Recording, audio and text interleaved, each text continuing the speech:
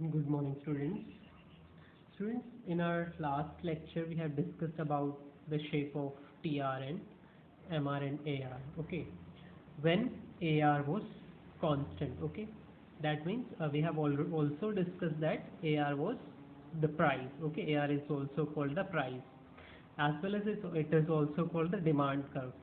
As the demand curve explains the relationship between price and quantity demanded, same as the AR curve is also showing the relationship between output and price, because revenue AR is also called price. That's why it is also explains the relationship between price and output. That's why AR curve is also called the demand curve. Okay, so when AR remains fixed or constant, okay, when AR remained constant or fixed, we have observed that MR also remained constant. Okay, when the price remained constant throughout the selling process, हमने जितनी भी units बेची हैं, अगर price same रहा, एक unit बेची तब भी प्राइस उतना ही था, दो यूनिट्स बेची तब भी प्राइस उतना ही था, तीन यूनिट्स बेची हैं तब भी प्राइस उतना ही था, तो MR भी हमारी कांस्टेंट रहेगी, because MR is the rate of change okay in TR. Okay, TR में जो चेंज हो रहा है उसकी रेट ही MR है.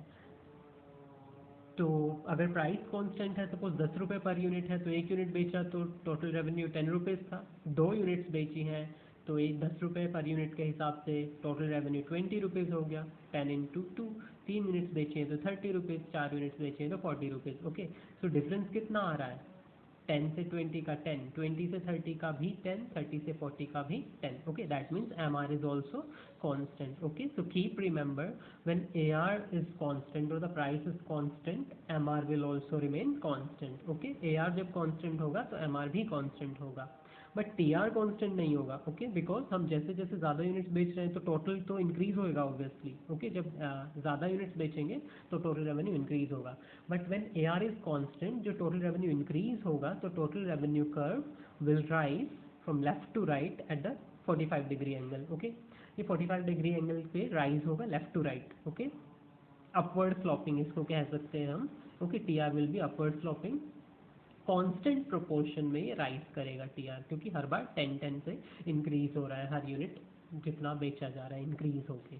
ओके, हर एक्स्ट्रा यूनिट जब हम बेच रहे हैं तो 10 रुपीज़ हम एक्स्ट्रा अर्न कर रहे हैं, because price per unit 10 rupees है. Okay, the next one is when the AR is not constant. Okay, so what happens when AR is not constant? That means when price remains keeps changing or remains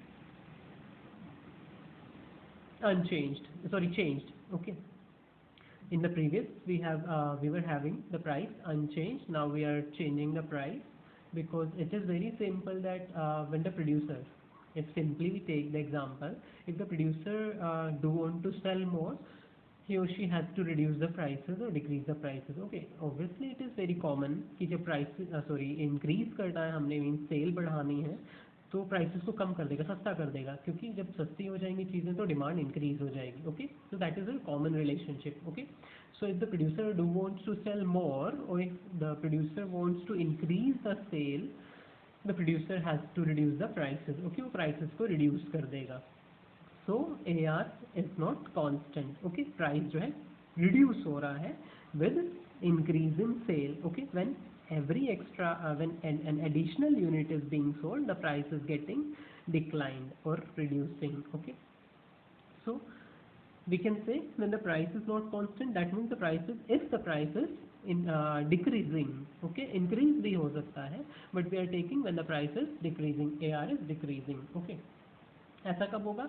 जब वो cell increase करना चाहेगा तो price decrease करेगा. So when one unit was sold by the producer, the price was rupees 10 per unit. Okay, so one unit was sold when the price was rupees 10 per unit, one unit was sold, only one unit was sold. Okay, so TR will be rupees 10, here MR will be 10 minus 0, 10. When the producer wants to sell more units, that means if he do want to sell 2 units, he reduced the price from 10 to rupees 9.5. Okay, दो units बेचने के लिए उसने price को 10 से घटा के 9.5 कर दिया. या फिर बोले when the producer reduced the price from 10 to 9.5, he is able or manage to sell 2 units. Okay, जब उसने प्राइस को रिड्यूस कर दिया है तो वो 2 यूनिट्स बेच पा रहा है। Okay, very simple. So the TR will be 2 into 9.5। Okay, price into quantity is equal to TR। और AR, क्योंकि प्राइस और AR सेम है तो कुछ भी बोलिए, P इंटू Q या AR into Q is equals to TR। So 9.5 into 2 is equals to 19। Okay, now the TR is 19। Same as we proceed और फर्दर एक्स्ट्रा यूनिट सेल करेगा तो उसको प्राइस फर्दर डिक्रीज करने पड़ेंगे। Okay, सो उसने price decrease किया 9, 8.5 and the sale goes on. TR is 27 to 34। Okay, now we'll calculate the MR। 19 minus 10 9, 27 minus 19 8, 34 minus 27 7। Okay, it is TRN minus 1। Okay, TRN, and we have already discussed n is the number of units sold। Okay, when 4 units are sold, okay, so TR was 34। TRN, n is the number of units sold। Okay, if 4 units are sold, that means TR at n means total revenue of 4 units, that is 34। तो TR की value हो जाएगी 34। Then n minus 1, 4 minus 1 3, so total revenue of 3 units, that is 27। So 34 minus 27 7। Okay, this is how we calculate MR। Okay, so we have TR and MR।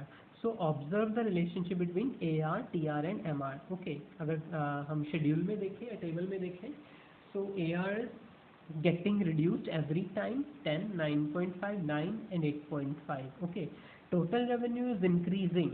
okay, total revenue is rising 10 19 27 34, though the rate is getting decreased every time the rate of increment is getting low or getting decreased, but the TR, overall TR is increasing। okay, हालांकि increment की जो rate है वो कम होती जा रही है, because price जो है पर यूनिट प्राइस जो है डिक्रीज हो रहा है। दैट्स वाई हमारा TR की जो इंक्रीजिंग रेट है वो, इंक्रीमेंट की रेट है वो जो कम होती जा रही है।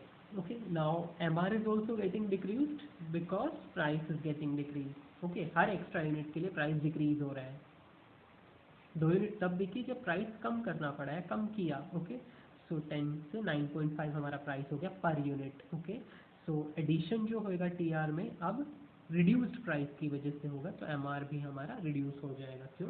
क्योंकि MR is the addition to TR। Okay, और प्राइस कम होने की वजह से TR में एडिशन कम रेट से हुआ है तो MR भी कम हो जाएगी हमारी। Okay, so this was the relationship between tabular relationship or presentation of the relation, tabular presentation of the relation between AR TR and MR। okay, clearly हमने इसको समझ लिया है। now हम graphic presentation देखेंगे।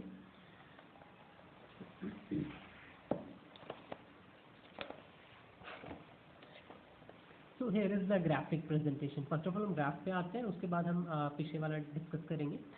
so we have seen that TR was increasing। okay, हमने पिछले table में देखा TR इंक्रीज हो रहा था, though the rate of increment or rate of growth was slow। okay, or getting slow on with every extra unit। okay, her bar extra unit बेचने पे TR की जो रेट ऑफ इंक्रीमेंट थी वो काफ़ी डिक्रीज हो रही थी। okay, but still TR was increasing। okay, so TR will increase and AR and MR were decreasing or reducing। okay, AR और MR हमारे डिक्रीज हो रहे थे हर एडिशनल यूनिट के साथ। क्यों हो रहे थे? क्योंकि AR के ऊपर MR डिपेंड था। ठीक है, बिकॉज डायरेक्टली तो नहीं, इनडायरेक्टली AR के ऊपर डिपेंड है, डायरेक्टली तो TR से निकाला जाता है वो। Okay, so AR was getting reduced, that's why the rate of increment in TR get affected, as a result उसका इम्पैक्ट MR पे पड़ा हमारा। ओके, सो प्राइस डिक्रीज हो रहा था क्योंकि हम प्रोड्यूसर ज़्यादा बेचना चाह रहा था तो उसको प्राइस रिड्यूस करना पड़ा है, प्राइस डिक्रीज करना पड़ा, जिसकी वजह से TR रिड्यूसिंग रेट या डिक्रीजिंग रेट से इंक्रीज हो रहा था। ओके, डिक्रीजिंग रेट से इंक्रीज हो रहा था, so difference was decreasing. Decreasing rate से इंक्रीज होने का मतलब है जो TR का डिफरेंस है हर एक एक्स्ट्रा स्टेप के, यार एक्स्ट्रा स्टेज पे। ओके, फर्स्ट से 2 यूनिट्स, 1 से 2 units, 2 to 3 units, 3 to 4 units. Okay, जो डिफरेंस आ रहा है वो हर बार कम हो रहा है, गैप हर बार कम हो रहा है। Okay, so the MR is, because MR is the difference। okay, so it is also getting reduced। okay, तो MR भी हमारा डिक्रीज हो रहा है। okay, तो प्राइस डिक्रीज हो रहा है इसलिए हमारा MR भी डिक्रीज हो रहा है। क्लियर? एक पॉइंट आएगा, अभी तक हमने टेबल में देखा कि टी आर हमारा डिक्रीज हो रहा था, ओके। सो एक पॉइंट आएगा जहाँ पे हमारा टी आर डिक्रीज होने लग जाएगा, ओके, मैक्सिमम पे पहुँच के डिक्रीज होने लग जाएगा, and that point will be where M R will be negative, okay, M R में बिकम नेगेटिव, ओके। सो हमारा नेक्स्ट पॉइंट है MR is negative, okay, MR is 0 or negative, okay. The question is, can MR be 0 or negative? क्या MR 0 or negative हो सकता है? Yes, MR can be 0 or negative, okay. कब MR 0 होगा? First of all we'll discuss MR 0 कब होगा. MR is the difference, okay. जो TR में जो चेंजेस आ रहे हैं उनका डिफरेंस MR है, okay. You can say MR is the rate of change in TR में जो चेंज हो रहा है उसकी रेट जो है वही MR है. तो डिक्रीजिंग रेट से होगा तो MR डिक्रीज होगी, इंक्रीजिंग रेट से होगा तो MR इंक्रीज होगी, ओके. हालांकि इंक्रीज नहीं होती है MR हमारी, ठीक है, वो डिक्रीज ही हो रही है, okay. So rate of change in TR is MR, okay. जब TR बढ़ना स्टॉप कर देता है, इंक्रीज करना स्टॉप हो जाता है, when TR stops increasing, okay, or stops changing, that means becomes constant, okay. जब TR बढ़ना बंद हो जाता है, चेंज होना बंद हो जाता है, मीन्स कांस्टेंट हो जाता है, दैट मीन्स उसके बीच में कोई डिफरेंस नहीं है. दो TR, दो स्टेप्स के TR के दो स्टेजेस के बीच में कोई डिफरेंस नहीं है, कोई गैप नहीं है, ओके. दैट मीन्स 4 यूनिट्स भी हमने बेची हैं 40 रुपीज़ पे, और 5 यूनिट्स भी बेची हैं 40 रुपीज़ पे. TR is 40. 4 यूनिट्स भी 40 के हिसाब से, मीन्स 4 यूनिट्स बेची हैं तब भी 40 रुपीज़ हमें रिसीव हुआ है, that means 40 rupees are being received by the producer by selling 4 units, rupees 40 received by the producer by selling 5 units, okay. Total revenue remained same, okay. 4 unit से भी total revenue 40 था, 5 unit से भी total revenue 40 था. अब हम यहाँ पे MR निकालेंगे, सो 40 माइनस 40, यहाँ पे हमारा ZR, फिफ्थ यूनिट का जो MR हो जाएगा वो 0 हो जाएगा, ओके. फोर्थ का तो फोर्थ और थर्ड में से माइनस करने पे निकलेगा, ओके. फिफ्थ का निकलेगा fifth minus fourth, because we are calculating MR is equals to TRN minus TRN minus 1. TRN means total revenue at N units, okay. N is the number of units sold, okay. So TR of 5 units, that means हम MR fifth unit के लिए निकाल रहे हैं, okay. सो 5 units पे TR 40 है और fourth unit पे भी 40 है, तो MR फिफ्थ यूनिट पे हो जाएगी 0, ओके. So MR is 0. कब हो जाती है 0? व्हेन TR स्टॉप्स चेंजिंग और इंक्रीजिंग, ओके. जब TR इंक्रीज होना स्टॉप कर देता है या बंद कर देता है, या TR में कोई इंक्रीमेंट नहीं होता है, ठीक है. टोटल रेवेन्यू 4 यूनिट्स को बेचने पे भी उतना ही मिला, 5 यूनिट्स को बेचने पे भी उतना ही मिला. ऐसा कब होता है?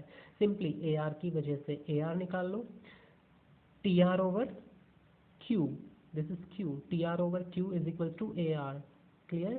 40 divided by 4, यहाँ पे हो जाएगा 10 rupees, that means price per unit rupees 10. 10 रुपये की एक यूनिट बेची, ठीक है. तो 10 रुपये के यूनिट के हिसाब से 4 यूनिट्स बेची हैं, तो कितना हो गया टोटल रेवेन्यू? 40. यहाँ पे हम AR निकालेंगे 40 by 5, that is rupees 8 per unit, okay. Here price is rupees 8 per unit. Now at a price of rupees 8 per unit we are selling, or the producer is selling 5 units, the total revenue will become 40 rupees, okay, clear. So when AR is reducing or getting decreased, a point may come, or we can reach a point where total revenue become constant, or there is no change in total revenue, okay. ऐसा हो सकता है, clear. So when total revenue increases, okay, stops increasing, MR becomes 0. MR 0 हो जाएगा हमारा, okay. So MR 0 हो सकता है. Next is negative. Can MR be negative? Of course, MR can be negative. MR negative भी हो सकता है. MR can also be negative when TR starts declining, okay. 36. Here is the output, 6 units. When 6 units are sold, total revenue was 36 rupees, 36, okay. जब 6 units producer ने बेची हैं तो total revenue हो गई है 36 rupees, okay. In that case हम average revenue निकालेंगे, 36 डिवाइडेड बाय 6, तो 6 रुपीज़ आएगा. 36 डिवाइडेड बाय 6, एवरेज रेवेन्यू और price is rupees 6. That means the producer sold 6 units at the price of rupees 6 per unit and earned rupees 36 in total, okay. ₹6 के हिसाब से 6 units बेची हैं तो टोटल उसने ₹36 कमाए हैं. Now the MR will be 36 minus 40. 36 minus 40 will become -4. Okay, here MR has become negative.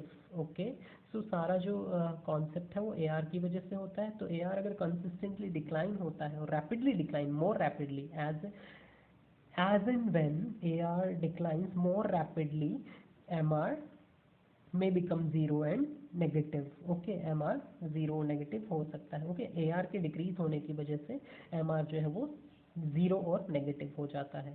Clear? So here in the graph we can see that MR is negative, MR is zero. Okay, now correlate the curves.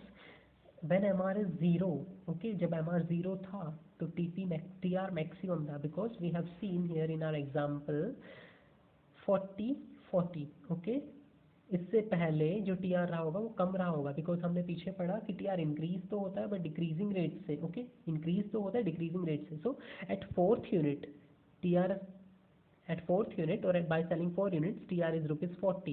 that has been increased.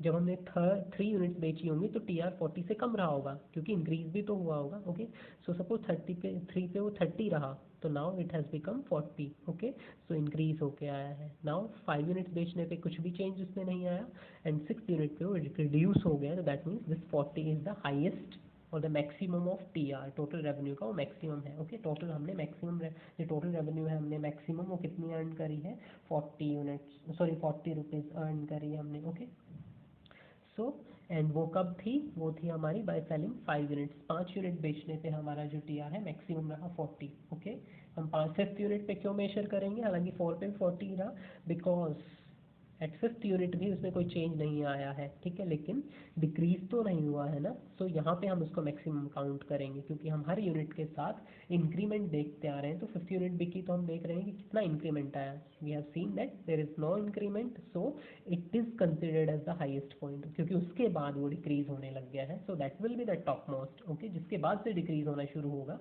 वो top most माना जाएगा. So at 5th unit it is maximum. Okay, and at 5th unit MR is 0.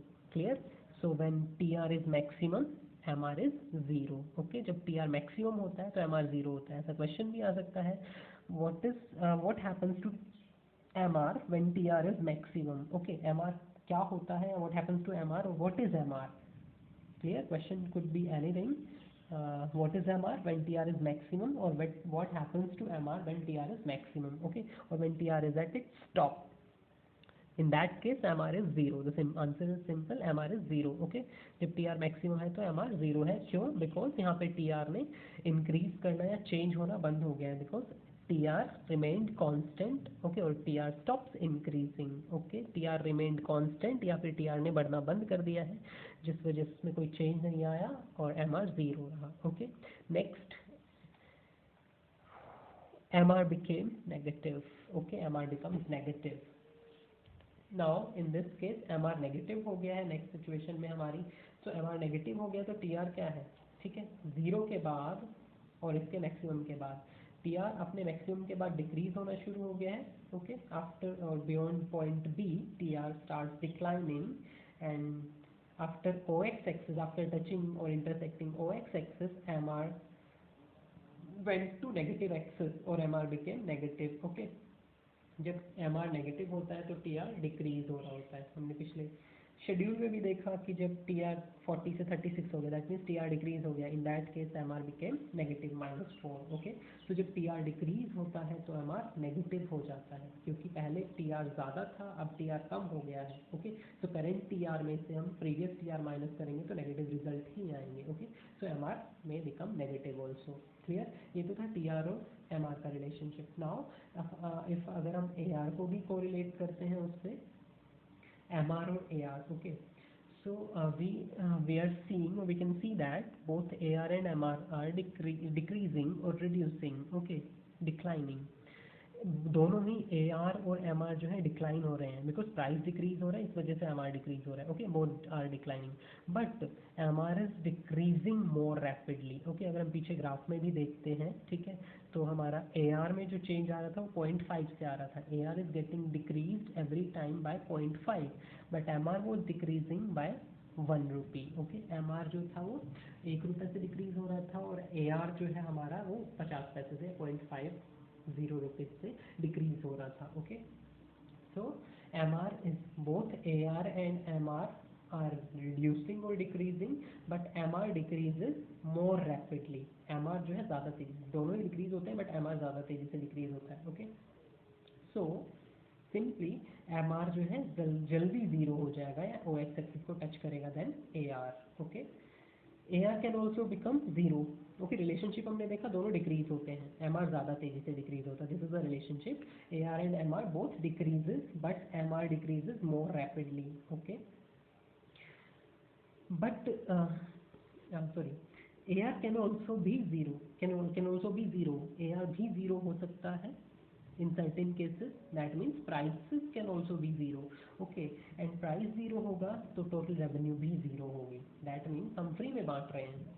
okay, price zero है that means goods are being distributed at free of cost। okay, और free goods जो है वो free में distribute की जा रही हैं। ऐसा कब होता है? ऐसा होता है जब गवर्नमेंट किसी चीज़ को डिस्ट्रीब्यूट करती है, like some medicine or medications are being distributed by the government, though the government has to bear the cost or the government is buying or purchasing that particular commodity or the commodities by paying a certain price, but the government is distributing or providing the commodity to the general public or general people free of cost। that means price charge नहीं कर रही है। that means in that case वो हमारे लिए zero हो गया। ठीक है, पब्लिक के लिए ज़ीरो प्राइस हो गया, गवर्नमेंट उसको फ्री में बेच रही है तो गवर्नमेंट को कोई रेवेन्यू अर्न नहीं होगा। ओके, फॉर एग्जांपल आयरन की टैबलेट्स, कैल्शियम की टैबलेट्स जो है गवर्नमेंट डिस्ट्रीब्यूट करती है PSCs के through, so that is free of cost. Deworming tablets बच्चों को खिलाई जाती हैं वो फ्री ऑफ कॉस्ट है। ओके, बट गवर्नमेंट ने उनको फार्मास्यूटिकल कंपनी से खरीदा है। ओके, सो गवर्नमेंट ने फ्री में बेचा है, बांटा है, तो गवर्नमेंट का टोटल रेवेन्यू ज़ीरो हो गया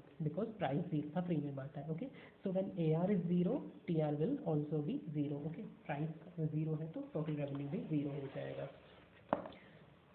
So this was the relationship between TR, AR and MR। okay, and estimation हमें पता ही, हम सबके फॉर्मूले हमने पहले डिस्कस किए पिछले वीडियो लेक्चर में कि TR कैसे कैलकुलेट करते हैं। so TR is summation MR। okay, TR is equal to summation MR, that means sum total of MR will calculate total revenue। okay, MR is equal to TRN minus TRN minus 1, या अभी हमने पढ़ा। Apart from that एक और formula है delta TR over delta Q, change in total revenue divided by change in quantity, MR ऐसे भी निकलता है। And AR is equal to TR over Q। Okay, and AR is equal to P, इसको भी हमने prove किया था पिछले लेक्चर में। ओके, सो ये सारे फॉर्मूले हमने देख लिए हैं। क्लियर? नाउ हम डिफरेंट मार्केट कंडीशंस में कर्व्स को स्टडी करेंगे। From revenue curve in under different markets। okay, we have three market forms or forms of market। one is perfectly competitive market, perfect competition, one is monopoly market and the other one is monopolistic competitive। okay, oligopoly भी हमारे पास होती है but oligopoly हम यहाँ पे discuss नहीं कर रहे हैं। okay, according to syllabus, so we have three market forms to discuss according to their revenue curves। okay, so revenue curve under perfectly competitive market। okay, perfect competition में, now perfect competition के कुछ features हम यहाँ पे study करेंगे कि उनके according ही हम रेवेन्यू कर्व ड्रॉ करेंगे।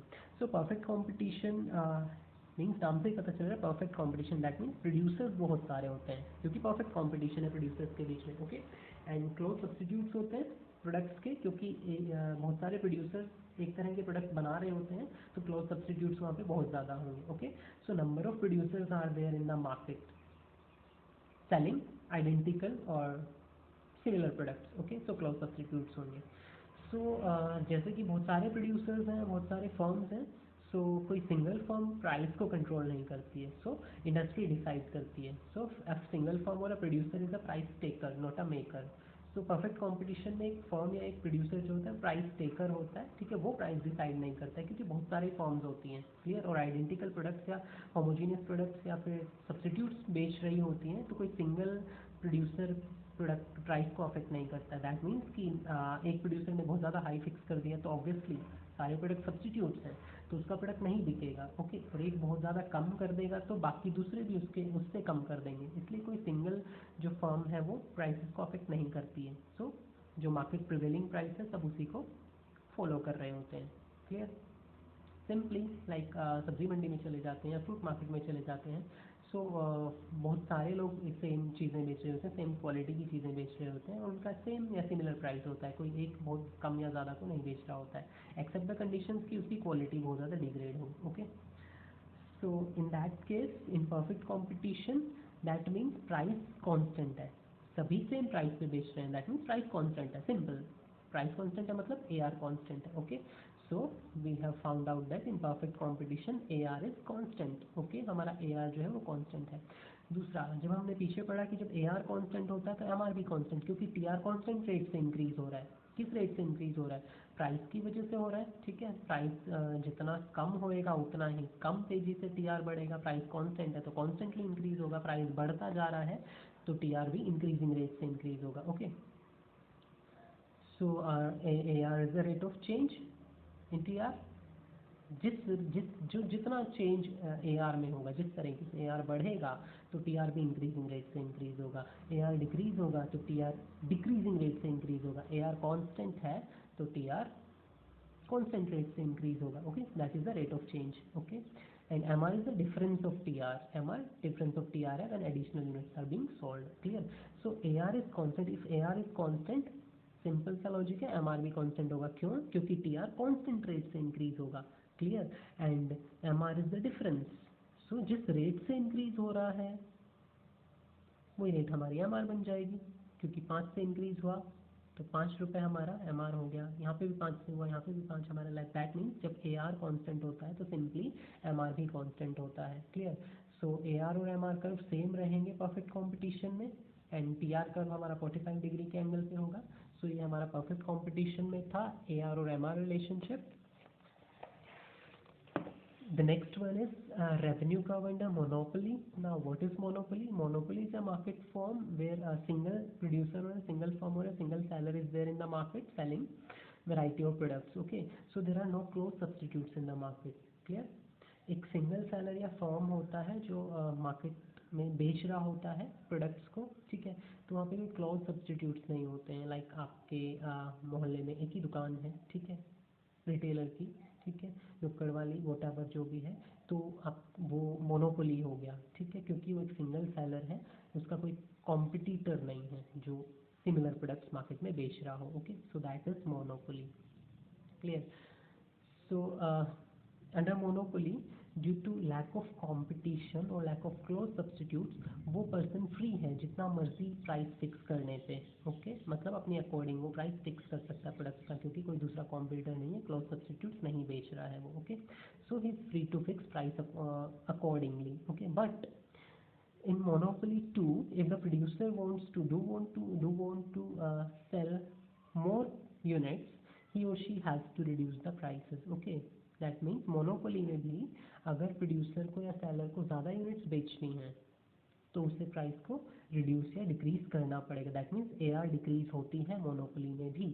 ओके, परफेक्ट में नहीं होती थी क्योंकि परफेक्ट में कंपटीशन बहुत ज़्यादा था, तो कोई सिंगल प्रोड्यूसर या फर्म जो है अपने अकॉर्डिंग प्राइस कम या ज़्यादा नहीं कर सकता था, इसलिए कॉन्स्टेंटली मार्केट प्राइस चलता जाता था। मार्केट प्राइस जो होगा प्रिवेलिंग होगा, इंडस्ट्री का जो डिसाइडेड प्राइस है सब वही फॉलो करेंगे। लेकिन मोनोपोली में सिंगल सेलर है तो अपने अकॉर्डिंग प्राइस को चेंज कर सकता है। ओके, सो अगर उससे ज़्यादा बेचना है, obviously that is a general consensus कि ज़्यादा बेचना है तो प्राइस कम करना पड़ेगा, सस्ता करना पड़ेगा। Okay, so a monopolist can reduce the price if he or she wants to increase the sale. Okay, so price decrease कर देगा अगर वो ज़्यादा बेचेगा तो। so AR decrease होता है monopoly में।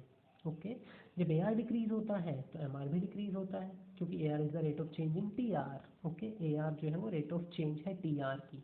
जैसे जैसे AR में चेंज आता है वैसे वैसे ही TR में चेंज आता है, उतना ही नहीं आता बट वैसा आप बोल रहा हूँ मैं। ओके, सो अगर AR डिक्रीज होगा तो TR डिक्रीजिंग रेट से इंक्रीज होगा, AR इंक्रीज होगा तो TR इंक्रीजिंग रेट से इंक्रीज होगा, और अगर AR कांस्टेंट होगा तो TR कांस्टेंट रेट से इंक्रीज होगा। Okay, so AR is the rate of change in TR। Okay, so AR decrease हो रहा है तो TR डिक्रीजिंग रेट से इंक्रीज होगा। ओके, अब TR में इंक्रीमेंट तो हो रहा है लेकिन डिक्रीजिंग रेट से है, तो दैट मीन्स MR भी हर बार डिक्रीज होता जाएगा, so MR is also declining. Clear, AR is declining, MR is also declining. So AR और MR कर्व हमारे क्या होंगे, डाउनवर्ड स्लोपिंग होंगे in case of monopoly. Okay, so that is AR and MR curve. Okay, but MR जो है ज़्यादा rapidly decline होता है then AR। Clear, because MR को हमने TR से निकाला है। Okay, per unit price decrease हो रहा है, तो जब ज़्यादा यूनिट्स बेचेंगे तो डिफरेंस ज़्यादा कम हो जाएगा। ओके, वो तो पर यूनिट है, लेकिन जब ज़्यादा यूनिट्स बेचेंगे तो हर एक यूनिट का वो डिफरेंस हम ऐड करेंगे। एक यूनिट यहाँ पे तो एक यूनिट का प्राइस कम हुआ है, लेकिन जब बेची 5 है तो वहाँ पे एक एक करके 5 यूनिट्स का प्राइस कम हुआ है, तो MR में जो डिफरेंस आएगा वो ज़्यादा कम हो जाएगा। क्लियर, दैट्स वाई MR जो है ज़्यादा तेज़ी से डिक्लाइन होती है। The next one is revenue curve under monopolistic competition. Now, monopolistic competition is the form of market in which a few sellers are there. Okay, मतलब perfect competition में बहुत ज़्यादा होते हैं, but monopolist में बहुत ज़्यादा नहीं होते, few sellers होते हैं और वो सब्स्टिट्यूट प्रोडक्ट्स बेच रहे होते हैं मार्केट में। ओके, दैट मीन्स मोनोपोली में सिंगल है तो मोनोपोलिस्टिक में उससे ज़्यादा, मतलब 2 भी हो सकते हैं, 4 भी हो सकते हैं। ओके, 2 अगर है सेलर्स तो उसको हम ड्यूओपोली कहते हैं। ओके, वो एक अनदर मार्केट फॉर्म कही जाती है, वो मोनोपोलिस्टिक में इंक्लूड नहीं होती है। ओके, वो ड्यूओपोली है। सो 3, 4, 5, 6 हो सकते हैं कुछ सेलर्स। ओके, बट बहुत ज़्यादा नहीं होते, परफेक्ट कॉम्पिटिशन से कम होते हैं। ओके, सो हम कहेंगे few sellers are there selling the substitute products. So monopolistic competition में भी सब्स्टिट्यूट प्रोडक्ट्स अवेलेबल होते हैं। ओके, लाइक एक टाउन में एक मार्केट छोटी है। ओके, टाउन में मार्केट छोटी है तो वहाँ पे फ्यू सेलर्स हैं, लेकिन एक बड़ी सिटी में, मेट्रो सिटी में, मेगा सिटी में सेलर्स बहुत ज़्यादा होते हैं, तो परफेक्ट कंपटीशन हो गया। सो परफेक्ट कंपटीशन, मोनोपोली और मोनोपोलिस्टिक कंपटीशन आ गए। सो इन monopolist market form also when there are few sellers, the competitors are there, because competition word यहाँ पे लग गया है monopolistic, that means वहाँ पे competition है producers के बीच में, सिंगल प्रोड्यूसर तो होगा नहीं, ठीक है, ज़्यादा प्रोड्यूसर्स होंगे। so it is a competitive market form. okay, so when competitive market form is there, तो इस केस में भी हमारे पास जो प्रोड्यूसर्स हैं, okay, if they do want to sell more, they have to reduce the price, simple. Okay, यहाँ पे भी प्रोड्यूसर्स अगर ज़्यादा बेचना चाहते हैं क्योंकि कंपटीशन है, ठीक है, तो उनको प्राइस जो है रिड्यूस करना पड़ेगा। क्लियर, सो AR जो है डिक्लाइनिंग होता है, डाउनवर्ड स्लोपिंग होता है। अगर AR डाउनवर्ड स्लोपिंग है तो MR भी डाउनवर्ड स्लोपिंग होगा। बट मोनोपोली और फिर मोनोपोलिस्टिक में डिफरेंस क्या है? The difference is the AR and MR curve in monopoly are more steeper. Okay, AR और MR curve monopoly में ज़्यादा steeper हैं, ज़्यादा rapidly decline होते हैं than monopolistic. Okay, or you can say the curves of AR, the curves of monopolistic competition, or the AR and MR curve of monopolistic competition are flatter than monopoly. ठीक है, ये ज़्यादा flat होते हैं और ये ज़्यादा स्टीपर होते हैं। ठीक है, इन दोनों का डिफरेंस क्या है? इन दोनों का डिफरेंस है कि these are more elastic, the monopolistic curves are more elastic than the monopoly. Okay, that means जो चेंज आ रहा है प्राइस का वो ज़्यादा किसमें किसमें दिखेगा चेंज? मोनोपोलिस्टिक में ज़्यादा दिखेगा। ओके, बिकॉज यहाँ पे इतना चेंज नहीं दिखेगा। ओके, सो मोनोपोलिस्टिक में जो प्राइस में चेंज आ रहा है क्वांटिटी में वो ज़्यादा चेंज दिखाएगा, that's why the elasticity is more in monopolistic. Okay, so we can see under monopolistic competition AR curve is more elastic. Okay, AR जो है वो मोर इलास्टिक है, as it is also called the demand curve, and if the demand curve shows the relation between price and quantity, AR also shows the relationship between price and quantity. Okay, so it shows more change than this one. यहाँ पे price में change का quantity में बहुत थोड़ा सा difference दिख रहा है, गैप देखो, और यहाँ पे देखो कितना ज़्यादा गैप दिख रहा है। ओके, प्राइस चेंज होता है, डिक्रीज होता है तो क्वांटिटी बढ़ जाएगी ज़्यादा। Okay, see, and in this case यहाँ पे क्वांटिटी में चेंज तो आता है लेकिन बहुत कम चेंज आता है। Okay, we have the graph. Okay, see, price ये था, क्वांटिटी Q3, प्राइस डिक्रीज होके P1 हो गया है, quantity Q1। In monopoly PQ P1 Q1, see the gap, the difference, okay. जो Q से Q1 का गैप है due to P to P1, price decrease हो गया है हमारा, P से P1 हो गया है, तो क्वांटिटी इंक्रीज हो गई है Q से Q1। प्राइस डिक्रीज हुआ तो क्वांटिटी थोड़ी सी इंक्रीज हुई है, लेकिन यहाँ पे प्राइस डिक्रीज हुई है तो क्वांटिटी कितनी ज़्यादा इंक्रीज हो गई है, same as again, so it is more elastic. Okay, so this is the difference between AR and MR in monopoly and monopolistic. monopoly और monopolistic के बीच में दोनों का यही डिफरेंस है कि monopolistic में ज़्यादा इलास्टिक होती है। क्यों ज़्यादा इलास्टिक होती है?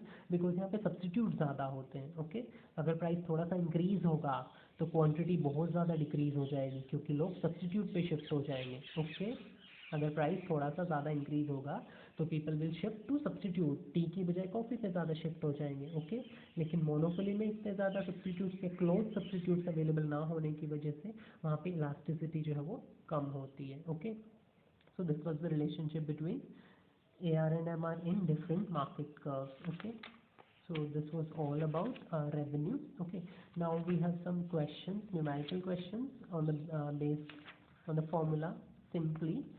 Okay, these are the questions. Price given होगा, आउटपुट हमें गिवन है, total revenue and marginal revenue given है, किसी में एवरेज रेवेन्यू भी गिवन होगी, ओके, या निकालनी होगी।